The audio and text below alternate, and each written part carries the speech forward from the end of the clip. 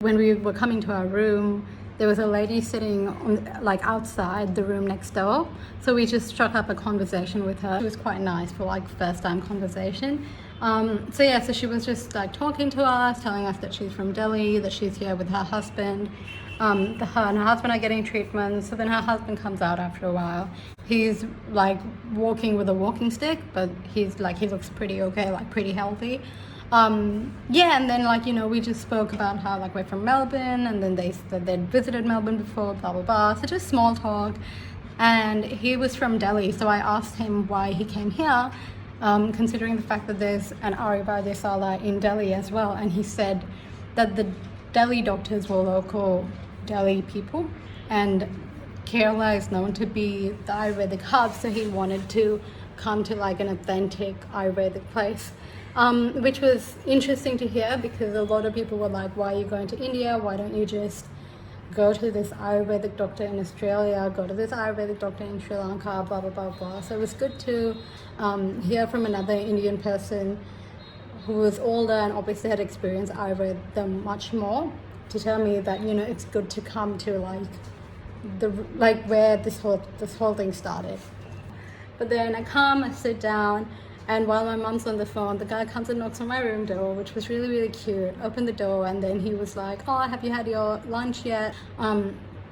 His English wasn't too coherent, but this is what I understood from what he was saying. So he had a brain hemorrhage 8 years ago, and he was pretty much paralyzed.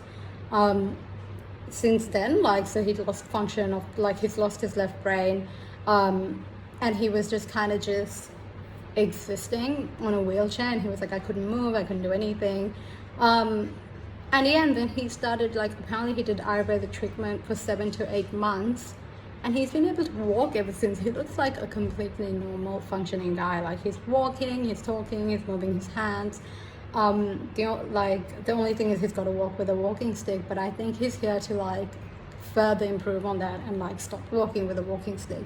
And it was really interesting to hear that, because as I may or may not have mentioned, I've got an uncle who also had a stroke. He completely lost function of all his organs on the right, so he can't move his hands, he can't move his right hand, he can't move his right leg. His face is pretty much frozen on the right side as well. And I just spoke to my cousin, and she was saying so he'd pretty much lost his left brain as well. And he lives a very sad life, because he's in an aged care center. He's only 69 years old, but then he's already accepted that he's gonna die soon, because I think to him the idea of that is more comforting than having to live in a small space and then continue to be surrounded by people who are much older than him. In aged care facilities, he can't walk, he can't he's pretty much lost a lot of his hope. His vibes are always low. And I see his uncle every week, pretty much, and it's really heartbreaking to see someone so lively and so cheery and so active now live a life like that. I don't know, just looking at these people, it kind of warms your heart to know that people are coming here and people are actually getting better, I'm not sure, I really hope I do get better, but even if I don't, it's still really refreshing to see people have hope despite, despite falling down in their lives. So this particular hospital, Arya Vaidya Sala, it's quite pricey for the Indian living standard, the average Indian living standard, because there are definitely very rich people over here. But it does seem to be pretty much the standard price across Kerala. So the Kerala prices tend to be a bit higher than the North Indian places that I contacted, but I just felt more at ease coming to Kerala. Another thing is, what else? Their main branch is in Kottakkal, and then this one is in Kochi. I think they opened the Cochin branch to accommodate for the high demand. So the Kottakkal branch is meant to be much bigger. They've got a herbal garden and things like that. So it looks like there's more stuff to do, more stuff to see. etc. They also run a charity clinic, so where they have like they see people for free as well. So a lot of the people who can't afford this treatment tend to just do the free treatment in Kottakkal. And also they've got an outpatient department, so the outpatient department is also free consults, so you just pay for the medication. So this is the entrance to the hospital. We've been told so far that I won't be able to leave the place unless I've got written approval by the doctor. I'm not sure how far that's true, so I'm just going to double check with the doctor today, because there are a few basic things that I want to get that's just not in the room. Just little things like, a box of tissues, toilet paper. I don't even remember. I should probably write down a list. And then, or maybe I'll take the lift upstairs. What else? So I was told to check in. So first of all, turn on the fan. Oh, I turned it off. My bad. And yeah. What else? So I was told to check in before 12 o'clock, and if I did, then they would start the treatment immediately. So I just had a lady come and check my blood pressure, so I just stopped that video. Also, when I joined, someone came and took my blood pressure then as well, so I think they just kind of roughly monitor it. Yeah, so apparently the doctor's going to pop by very soon and see me. They've got specialists from Kottakkal who come on the second and fourth Thursday of every month. Luckily for me, today's a Thursday, so I will be seeing a skin/migraine specialist. I'm not sure if the headaches I experience are migraines. I'm not sure how. I don't want to use that term lightly, but I will be describing those headaches to the doctor and telling him that sometimes it lasts me 2 or 3 days. I can't move. Sometimes I feel like my vision's really blurry, and it's just I can't keep my head up. But that's pretty much it. Around 7:30 we went down for breakfast. Mom had pittu, and I had like this upma, which I don't normally eat, but like it was okay, whatever. So Mom's been a bystander so far, but she has been having some problems of late that are very similar to like arthritis sort of thing. And like migraines. I got her to book an appointment with the outpatient clinic, because there's a doctor from Kottakkal who visits every second Thursday of the month. So she got an appointment and she was just waiting there, and right before she was called into the room, she gave me a phone call and asked me to join her downstairs in the consultation room. One thing I've noticed is that there's definitely enough time spent listening to your problems, listening to your complaints, which I haven't really had in Australia. Like in the past, if I do have a long appointment, it's still really rushed, but then I get charged like twice the amount. Yeah, so then she just told this doctor all her symptoms, and he was just telling her what to do. He held her hand to kind of feel for her pulse. Apparently this is a very Ayurvedic thing where doctors can apparently suss your symptoms or like suss the condition of your body based on your pulse. So then she told, after she was all done, like telling him about herself, she then told him about me, and they kind of just like altered the appointment timing so that I could see the doctor right after, even though there were multiple people like before me. But yeah, well, I mean, it was what it was. So I just saw the doctor, and then he was telling me that I have a lot of fluid built up in my body. Also, like, he felt my pulse. He asked, if I had like severe fatigue, if my bowel movements were normal, etc. So they kind of just seem to ask questions that prompt you towards telling them your symptoms that you might have forgotten about. Because like there's another thing, like I get like pain in my ear, just things like that you forget to say, that you don't think is that big of a deal. Like I did tell him.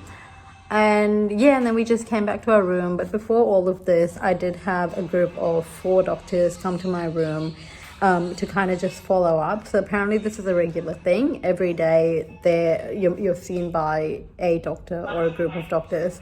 So they came in and confirmed with my symptoms. I asked them if I could do things like eat crackers, eat snacks in between, have chocolate and stuff, but they made it pretty clear that they wanted us to be on a strict diet.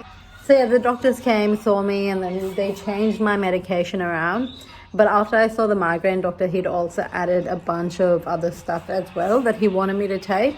So then I had a nurse come into my room after I'd seen the doctor saying, oh, hey, like, you know, we've changed things around. Another thing is...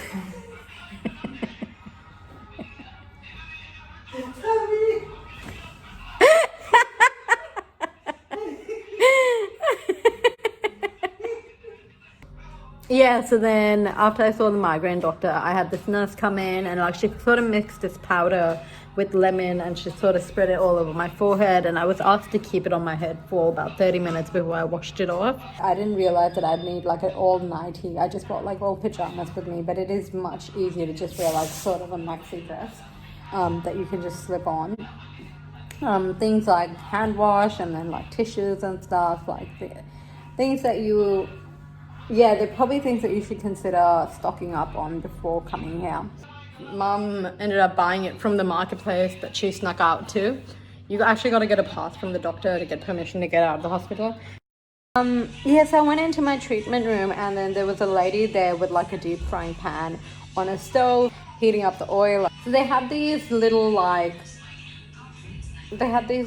money bag things. So I just searched it up. Turns out that they put rice, like raw rice, and then they wrap it in a cloth and then they make it like this money bag shape.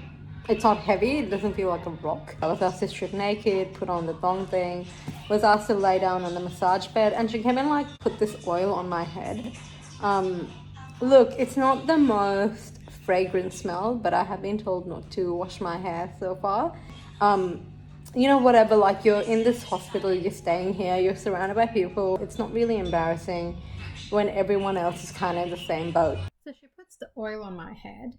She says a prayer as well, which honestly I find that quite wholesome. Like, you know, it's the fact that I don't know. I'm a bit of a spiritual person, and I just thought it was cute. You know, even if you don't believe in it, even if that's not your faith, even if that's not your way of life, I think it's really good to keep an open mind. And I've learned that like very quickly in Kerala, even though it is very similar to Sri Lanka. Normally when I go to Sri Lanka, I take a lot of negative energy with me because I don't always have a good experience there with like family members always criticizing you or saying something about you or just something going on there. It's just too much negative energy. I'm not sure if you understand what I mean when I say that, but yeah, so like, whereas over here, even though it looks so much like Sri Lanka, I feel like a tourist, but not in like a insensitive way. I feel like a tourist in like it's so interesting to see this, but it's just like seeing the world with new eyes, you know what I mean? Yeah. And they had multiple, like maybe 3 or 4 of those money bags, and they kind of just like dipped it in the very hot oil and then they start massaging it all over you. It does feel really hot. The temperature is high. And yeah, so that goes on for an hour. And yeah, and then like, you know, I got all wiped up and now I'm back in my bed here resting on this blue sheet. My tea time snack delivered to my room. Maybe I'll show you guys what it is because I actually haven't even seen it, but I saw the plate walking in, but I didn't really pay attention. So it's like this banana leaf thing. I'm not sure. I don't know like if people actually eat the leaf because like with like grapevine and stuff like warak anab, you do eat the leaf. So I don't know if this leaf is edible and if it's actually yummy. I did also book a yoga class, but unfortunately it was overlapping with my rest time. So I've had to cancel it today, but hopefully tomorrow I'll be able to start fresh. I really want to experience authentic Indian yoga, like, you know, the place where it all started, but also where it's not too pricey and where I've got time, like where I'm not forcing myself to get out of the house or anything. I'm right here, I might as well just go upstairs to the library. Not sure how loud the TV is, but I'm way too lazy to move across there, so I'm just gonna keep talking really loud. Another thing is I've noticed that the mattresses here are really hard, and I have been considering getting myself a new mattress, and I've been like kind of tossing between getting a hard mattress and a soft mattress. I do get a lot of back pain, but this hard mattress is doing pretty well for me, so I think I might actually, when I go back home, buy myself a hard mattress, because it just feels better for my back, like I'm not sinking or anything.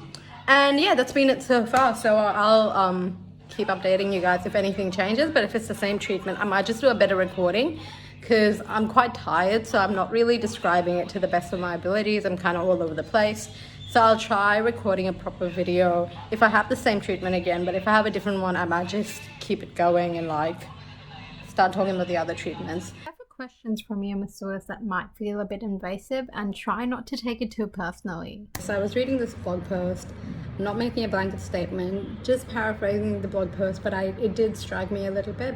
So it was saying that the standard Indian concept of personal space is much smaller than the Western concept of personal space. And in the sense that like she was saying like, oh, when I would be on the bus like texting someone, I'd have someone looking over my shoulder like to see what I was texting. When I was on my phone, people would be watching what I'm doing. If I'm reading a book, people are reading the book with me, things like that. So I was like, so she was saying like initially she found that it was really, really weird and, you know, really nosy, really in her face, like, you know, and then she realized that it was just the concept of personal space. So I think I've realized that over here as well, because like when I went for the massage, they were trying to kind of just find out a few things about me, and it was hard to communicate. So I told them that I could speak a bit of Tamil, and among the three of them, they could kind of decipher like half the broken sentences I was saying. So they were asking me a lot of things that felt quite intrusive, but I think at this point I'm used to it. Things like, you know, like, okay, how old are you? How come you're doing this treatment? What's wrong with you? How come your nails look like this? Are you Christian? Are you Muslim? You know, are you vegetarian? Are you non-vegetarian? Like, what kind of meat do you like to eat? I think, so yeah, and then like, what else? Like, oh, do you have any siblings? Are they married? When are you gonna get married? Shit like that. But I think like you kind of just learn to be receptive over it. Also worth mentioning, you are naked during this whole massage, but don't let that affect you, because these ladies have been doing it forever. One of the ladies I was speaking to, even though she looked like she was only like in her 30s, like early 30s maybe, she told me that she'd been here for 19 years and had been massaging people for 19 years. So they've seen all kinds of bodies, all kinds of skin types, all kinds of everything, you know. So like I think it's important to like not feel conscious and just focus on relaxing.